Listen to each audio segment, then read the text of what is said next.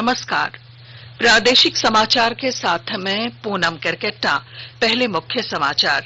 प्रधानमंत्री नरेंद्र मोदी आज video conferencing से जैनाचार्य विजय बल्लभ सुरेश्वर जी महाराज की 151वीं जयंती पर राजस्थान में शांति प्रतिमा का अनावरण किया।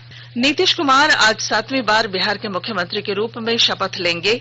नशा के खिलाफ 14 दिवसीय विशेष अभियान में राज्य में 289 लोगों को गिरफ्तार किया गया। भारी मात्रा में नशे का सामान भी बरामद। और राज्य में अब तक 37 लाख से अधिक कोविड नमूनों की जांच की जा चुकी है। 24 घंटे में 129 नए मरीज मिले। और अब समाचार विस्तार से। कोविड-19 महामारी के खिलाफ देश एकजुट होकर लड़ रहा है। आप भी हमारे साथ सुरक्षा और बचाव के 3 आसान एहतियाती उपायों का संकल्प लें। मास्क पहनें, 2 गज की दूरी है जरूरी, सुरक्षित दूरी बनाए रखें, हाथ और मुंह साफ रखें। प्रधानमंत्री नरेंद्र मोदी ने आज जैनाचार्य श्री विजय बल्लभ सुरेश्वर जी महाराज की 151वीं जयंती पर वीडियो कॉन्फ्रेंसिंग के माध्यम से शांति प्रतिमा का अनावरण किया। इस मौके पर प्रधानमंत्री ने कहा कि गुरु वल्लभ जी के संदेशों को जन जन तक पहुंचाया जा रहा है। जैनाचार्य विजय वल्लभ जी की स्टैच्यू ऑफ पीस के अनावरण का सौभाग्य मुझे मिल रहा है। संतजन भारत ने हमेशा पूरे विश्व को, मानवता को शांति, अहिंसा और बंधुत्व का मार्ग दिखाया है। ये वो संदेश है जिनकी प्रेरणा विश्व को भारत से मिलती है। इसी मार्गदर्शन के लिए दुनिया आज एक बार फिर भारत की ओर देख रही है। मुझे विश्वास है कि स्टैच्यू ऑफ पीस विश्व में शांति, अहिंसा और सेवा का एक प्रेरणा स्रोत बनेगी। आपको बता दें कि 151 इंच ऊंची ये प्रतिमा अष्ट धातु से बनी है। प्रतिमा को राजस्थान के पाली में जेतपुरा स्थित विजय बल्लभ साधना केंद्र में स्थापित किया गया है। 1870 में जन्मे श्री विजय बल्लभ सुरेश्वर जी महाराज ने भगवान महावीर के संदेश को प्रचारित करने के लिए निस्वार्थ भाव से जैन संत के रूप में अपना जीवन बिताया। बिहार में आज नीतीश कुमार 7वीं बार राज्य के मुख्यमंत्री के रूप में शपथ लेंगे। शपथ ग्रहण समारोह शाम 4 बजे से 4:30 बजे के बीच आयोजित किया जाएगा। श्री नीतीश कुमार को कल सर्वसम्मति से राष्ट्रीय जनतांत्रिक गठबंधन एनडीए का नेता चुना गया था। बाद में श्री नीतीश कुमार और भाजपा की बिहार शाखा के अध्यक्ष संजय जायसवाल तथा अन्य नेताओं ने राज्यपाल फागू चौहान से भेंट की और राज्य में सरकार बनाने का दावा पेश किया। राज्यपाल को एनडीए के सभी घटक दलों, भारतीय जनता पार्टी, जनता दल यूनाइटेड, हिंदुस्तानी अवाम मोर्चा और विकासशील इंसान पार्टी के समर्थन पत्र सौंपे गए। एनडीए ने हाल में हुए बिहार विधानसभा चुनाव में 125 सीटें जीतकर स्पष्ट बहुमत हासिल किया है। कटिहार से भारतीय जनता पार्टी के विधायक तारकिशोर प्रसाद को विधायक दल का नेता और बेतिया से विधायक रेणु देवी को विधायक दल का उपनेता चुना गया। गढ़वा जिले में आज मतदाता सूची प्रारूप का प्रकाशन सभी निर्धारित स्थानों पर किया जाएगा। इस दौरान वैसे नागरिक जिनकी आयु 18 वर्ष हो गई है या 18 वर्ष से अधिक उम्र के योग्य नागरिक हैं, जिनका नाम मतदाता सूची में नहीं है, वे अपना नाम मतदाता सूची में निबंधित कराएंगे। विस्तृत ब्यौरे के साथ हमारे गढ़वा संवाददाता। गढ़वा जिले में आज सभी जगह मतदाता सूची का प्रारूप का प्रकाशन किया जाएगा। तत्पश्चात सभी बीएलओ विशेष अभियान दिवस के तहत अपने अपने क्षेत्र में 28 नवंबर, 29 नवंबर, 5 दिसंबर और 6 दिसंबर को अपने मतदान केंद्रों पर रहकर आवेदन प्राप्त करेंगे। इसमें प्रत्येक मान्यता प्राप्त राजनीतिक दल के प्रतिनिधियों से प्रत्येक मतदान केंद्र के लिए एक बूथ लेवल एजेंट की प्रतिनियुक्ति करने की बात कही गई है। बूथ लेवल एजेंट अपने मतदान केंद्र क्षेत्र के योग्य नागरिकों का आवेदन लेकर उसे संबंधित बीएलओ को उपलब्ध कराएंगे। लेकिन इसमें बूथ लेवल एजेंट द्वारा एक दिन में 10 से अधिक प्रपत्र जमा नहीं कर सकेंगे। साथ ही आपत्ति प्राप्त करने की पूरी अवधि में प्रपत्रों की संख्या 30 से अधिक होने पर इसका सत्यापन किया जाएगा। जिला निर्वाचन कार्यालय के मुताबिक इस अभियान में अधिक से अधिक योग्य मतदाताओं को जोड़ने का प्रयास किया जा रहा है। इसके लिए राजनीतिक दलों, सामाजिक संगठनों और मीडिया से सहयोग लेने का भी प्रयास किया गया है ताकि मतदाता जागरूक हो सके। विनोद कुमार पाठक, आकाशवाणी समाचार, गढ़वा। आज अंतर्राष्ट्रीय सहिष्णुता दिवस है। ये दिन पूरे विश्व में मानवाधिकार और लोगों की आजादी के मूल सिद्धांत को मान्यता देने के लिए मनाया जाता है। सहिष्णुता दिवस का संदेश ये देता है कि लोग प्राकृतिक रूप से विविधता संपन्न होते हैं। दुनिया के प्रत्येक भाग में विभिन्न समुदायों को सिर्फ सहिष्णुता के माध्यम से ही जोड़ा जा सकता है। आकाशवाणी से बातचीत में नई दिल्ली स्थित यूनेस्को के प्रमुख एरिक फोल्ट ने कहा कि असहिष्णुता से लड़ने की कुंजी शिक्षा में ही निहित है। उपराष्ट्रपति एम वेंकैया नायडू ने राष्ट्रीय प्रेस दिवस के अवसर पर आज मीडिया कर्मियों को शुभकामनाएं दी हैं। एक ट्वीट संदेश में श्री नायडू ने कहा है कि मीडिया लोकतंत्र को मजबूत करने और नागरिकों को जानकारी देकर सशक्त करने में महत्वपूर्ण भूमिका निभाता है। श्री नायडू ने कोरोना महामारी के प्रकोप के दौरान जनता को जरूरी जानकारियां देने के लिए मीडिया कर्मियों की प्रशंसा की। सूचना और प्रसारण मंत्री प्रकाश जावड़ेकर ने भी भारतीय प्रेस दिवस के अवसर पर शुभकामनाएं दी हैं। उन्होंने कहा कि स्वतंत्र प्रेस लोकतंत्र की विशेषता और इसका स्तंभ है। यह दिन हमारा ध्यान प्रेस की स्वतंत्रता के साथ साथ उसकी जिम्मेदारियों की ओर भी आकर्षित करता है। श्री जावड़ेकर ने फेक न्यूज पर चिंता व्यक्त करते हुए कहा कि फर्जी खबरें आज के समय का सबसे बड़ा संकट हैं। उन्होंने कहा कि प्रेस काउंसिल को और ताकत देने पर विचार किया जा रहा है। केंद्रीय मंत्री ने कहा कि टीआरपी में अनियमितता खत्म करने के लिए कमेटी गठित की गई है। ये टीआरपी का क्या मामला है? इश्तेहार देने वाले इश्तेहार देंगे, उनको एक गाइड चाहिए कि कहाँ इश्तेहार देने से ज्यादा फायदा होगा, किस समय देना चाहिए, कौन से कार्यक्रम में देना चाहिए, किस चैनल को देना चाहिए। तो ये दोनों ने आकर एक टीआरपी की सिस्टम बनाई, बार स्थापन किया। हमने जानबूझकर, सरकार ने इसमें कभी हस्तक्षेप नहीं किया, क्योंकि भाई इश्तेहार देने वाला और इश्तेहार लेने वाला, ब्रॉडकास्ट करने वाला, इन दोनों के अगर एक राय है तो हम काय के लिए बीच में आएंगे। लेकिन अब बारी आई कि हमें दखल देनी पड़ रही है।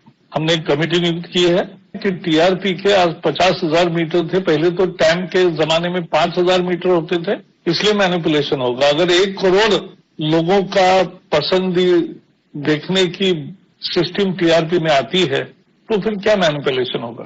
तो मैनिपुलेशन की संभावना कैसे खत्म की जा सकती है? इसके लिए हमने कमेटी नियुक्त की है और बहुत देरी नहीं लगाएगी, जल्दी रिपोर्ट आएगी।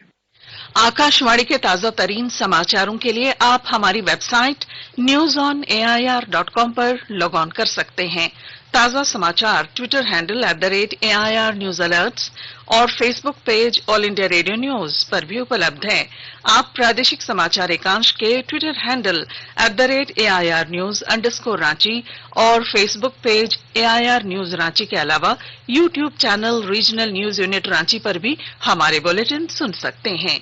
प्रादेशिक समाचार आप आकाशवाणी रांची से सुन रहे हैं और अब पेश हैं कोरोना से बचाव के कुछ संदेश। कोविड-19 से बचाव और सुरक्षित रहने के 3 उपाय। मास्क लगाएं, 2 गज दूरी है जरूरी, सुरक्षित दूरी रखें, हाथ और मुंह साफ रखें।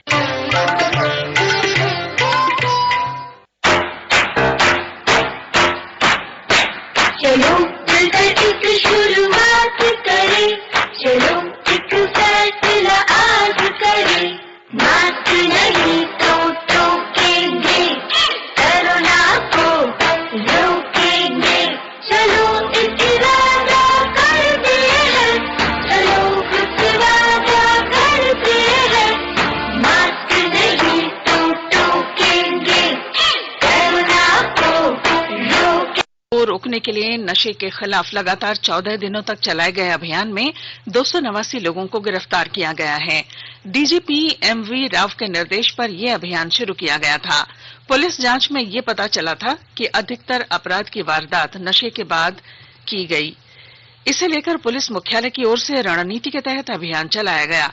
झारखंड पुलिस प्रवक्ता सह आईजी अभियान साकेत कुमार सिंह ने बताया कि 1 नवंबर से चलाए गए विशेष अभियान में राज्य भर में 1,70,921 किलो जावा महुआ जब्त किया गया, जबकि 32,000 लीटर से अधिक देशी शराब जब्त की गई। वहीं भारी मात्रा में डोडा, अफीम, ब्राउन शुगर के अलावा करीब 60,000 रुपए नकद बरामद किए गए। इसके अलावा कई अवैध शराब अड्डों अड्डों को ध्वस्त भी किया गया। अवैध शराब और नशे के कारोबारियों में सबसे ज्यादा 41 गिरफ्तारी हजारीबाग जिले से हुई है। मौजूदा खरीफ मौसम में न्यूनतम समर्थन मूल्य पर 52,781 करोड़ रुपए से अधिक की खरीद से लगभग 24 लाख किसानों को लाभ हुआ है। कृषि मंत्रालय ने एक बयान में कहा है कि अभी तक 279 लाख मैट्रिक टन धान की खरीद की जा चुकी है, जबकि पिछले वर्ष इसी अवधि में 230 लाख 52,000 मैट्रिक टन धान की खरीद की गई। पिछले वर्ष की तुलना में इस वर्ष 21.27% खरीद अधिक हुई है। राज्य में पिछले 24 घंटों में 129 कोरोना पॉजिटिव मरीज मिले हैं, जबकि 291 मरीज ठीक हुए हैं। कोरोना से 2 लोगों की मौत भी हुई है। मृतकों में रांची और जमशेदपुर से एक मरीज शामिल है। स्वास्थ्य विभाग के अनुसार राज्य में कुल कोविड-19 के मामले अब 1,06,064 हो गए हैं। इनमें 2,952 सक्रिय केस हैं, जबकि 1,02,188 मरीज ठीक हुए हैं। राज्य में 924 कोरोना मरीजों की अब तक मौत हो चुकी है। वहीं कोरोना की रिकवरी रेट बढ़कर 96.34% है। अब तक जांच के लिए 38 लाख से अधिक नमूनों का संग्रह किया गया है, जिनमें 37 लाख से अधिक नमूनों की जांच की जा चुकी है। देश में कोविड से ठीक होने वालों की दर बेहतर होकर 93.09% हो गई है। स्वास्थ्य मंत्रालय के अनुसार ठीक होने वालों की संख्या 82 लाख से अधिक हुई। देश में मरीजों की संख्या कुल मामलों का केवल 5.44% है और इस समय उपचार करा रहे लोगों की संख्या 4,79,000 है। नए मरीजों को मिलाकर कोरोना संक्रमित कुल रोगियों की संख्या 88 लाख को पार कर चुकी है। इस समय देश में कोरोना संक्रमण से होने वाले मौतों का प्रतिशत 1.47 है, जो विश्व में अधिकांश देशों की तुलना में न्यूनतम है। कोविड से मरने वालों की संख्या 1,29,635 हो गई है। भारतीय आयुर्विज्ञान अनुसंधान परिषद के अनुसार देश में 12 करोड़ 48 लाख कोविड नमूनों की जांच की जा चुकी है। स्वास्थ्य मंत्रालय ने कहा है कि भारत वैश्विक स्तर पर उन देशों में बना हुआ है जिनमें प्रति 10 लाख की आबादी पर कोविड-19 के सबसे कम रोगी सामने आ रहे हैं। मंत्रालय के एक ट्वीट में कहा गया है कि कुछ राज्य और केंद्र शासित प्रदेश बेहतर काम कर रहे हैं और वहां प्रति लाख की आबादी पर राष्ट्रीय औसत से भी कम रोगी पाए जा रहे हैं। इधर छठ महापर्व को लेकर झारखंड सरकार ने कोविड-19 को देखते हुए गाइडलाइन जारी की है। मुख्य सचिव की अध्यक्षता वाली उच्च स्तरीय आपदा प्रबंधन कमेटी ने नदी, तालाब, झील और डैम जैसे सार्वजनिक जलाशयों पर छठ पूजा पर रोक लगा दी है। आदेश में कहा गया है कि कोविड-19 को देखते हुए सोशल डिस्टेंसिंग के तहत 2 गज की दूरी जरूरी है। मुख्य सचिव के हस्ताक्षर से जारी आदेश में कहा गया है कि नदियों या जल स्रोतों के आसपास दुकानें, स्टॉल लगाने, बिजली के बल्बों से सजावट करने और सार्वजनिक स्थानों पर पटाखे चलाने पर पूरी तरह से पाबंदी रहेगी। इतना ही नहीं, छठ के अवसर पर संगीत और मनोरंजन के सार्वजनिक कार्यक्रमों पर भी पूरी तरह रोक रहेगी। भाई और बहन के प्रेम का प्रतीक भाई दूज पर्व आज मनाया जा रहा है। उपराष्ट्रपति एम वेंकैया नायडू ने भाई दूज के अवसर पर देशवासियों को शुभकामनाएं दी हैं। उन्होंने कहा कि इस पर्व को ध्यान में रखकर हमें महिलाओं और बालिकाओं के हितों की रक्षा करने का संकल्प लेना चाहिए। प्रधानमंत्री नरेंद्र मोदी ने भी इस अवसर पर लोगों को शुभकामनाएं दी हैं। वहीं दूसरी ओर चित्रगुप्त पूजा का जगह जगह आज की जा रही है। और अब बुलेटिन के आखिर में मुख्य समाचार। प्रधानमंत्री नरेंद्र मोदी आज वीडियो कॉन्फ्रेंसिंग के जरिए उन्होंने जैनाचार्य विजय बल्लभ सुरेश्वर जी महाराज की 151वीं जयंती पर राजस्थान में 151 इंच ऊंची शांति प्रतिमा का अनावरण किया। नीतीश कुमार आज 7वीं बार बिहार के मुख्यमंत्री के रूप में शपथ लेंगे।